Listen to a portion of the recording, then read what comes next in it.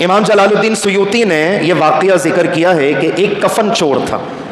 پہلے زمانے میں کفن چوری ہوتے تھے, اب کے زمانے میں نہیں ہوتے. اب کے زمانے میں کیا چیز چوری ہوتی ہے؟ موبائل ہوتا ہے, پیسے ہوتے ہیں. جیسا دور تھا ویسے چیزیں چوری ہوتی. تو کفن چونکہ اچھی خاصی قیمت پہ بکتا ہے اور اچھا خاصا مہنگا ہوتا ہے, تو کفن چور بڑے مضبوط دل کے لوگ ہوتے ہیں. ورنہ آپ اندازہ لگائیں, ہمارے لوگ تو آدھی رات کو قبرستان کے اندر سے نہیں جاتے, اور یہ اتنا ان لوگوں کا دل گردہ ہوتا ہے کہ آدھی رات کو قبر کھود کے کفن نکال کے بھاگ جاتا ہے, کبھی بھی ڈر نہیں لگتا. اور آج کل کے لوگ دل کے لحاظ سے اتنے کمزور ہیں کہ آدھے راستے اگر 2:30-3 بجے اگر قبرستان والی گلی سے جانا ہو کبھی بھی نہیں جائیں گے. حالانکہ ایسا کوئی چکر نہیں ہے کہ مردے اٹھا کے پکڑ لیں گے, کچھ بھی نہیں ہوگا, سارے مردے اپنی اپنی قبروں میں آرام سے, ایسا کوئی کون. لیکن وہ ایک دور حاضر میں ہمیں ایک تصور کریٹ کر دیا گیا کہ یار نہیں, جو ڈرامے انسان دیکھتا ہے نا, جو فلمیں انسان دیکھتا ہے, جو ویڈیوز انسان دیکھتا ہے, تو سائیکلوجیکلی طور پر اس کی طبیعت پہ وہ چیز اثر انداز ہوتی ہے. آپ اس حقیقت کو انکار نہیں کر سکتے. ہمارے جن بچوں نے ہندوؤں کے ڈرامے دیکھے نا, تو ہندوؤں کی عبادت کے جو منتر ہوتے ہیں نا, بدقسمتی سے وہ ہمارے بچوں کی زبان پر آ رہے ہیں. تو آپ یہ نہ بولیں کہ مولانا ڈرامہ دیکھنے سے کچھ نہیں ہوتا. ڈرامے سے اپنا کلچر انڈائریکٹلی آپ کے بچوں میں متعارف کروا رہے ہیں.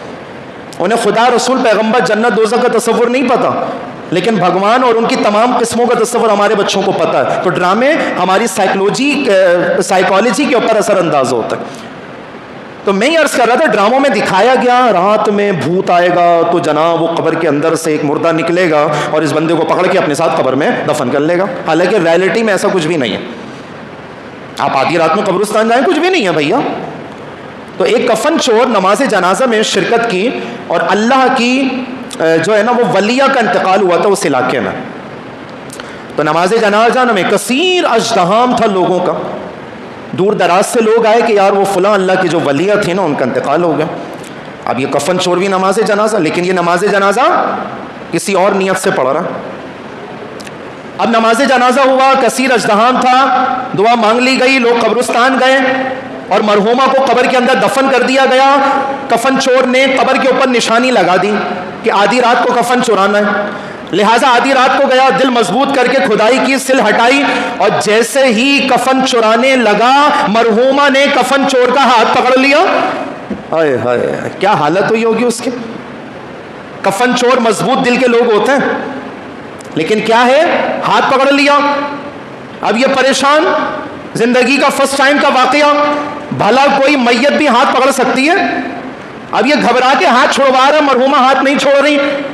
تو مرحومہ نے کہا, تجھے شرم نہیں آتی کہ جنتی ہو کر جنتی کا کفن چرا رہے.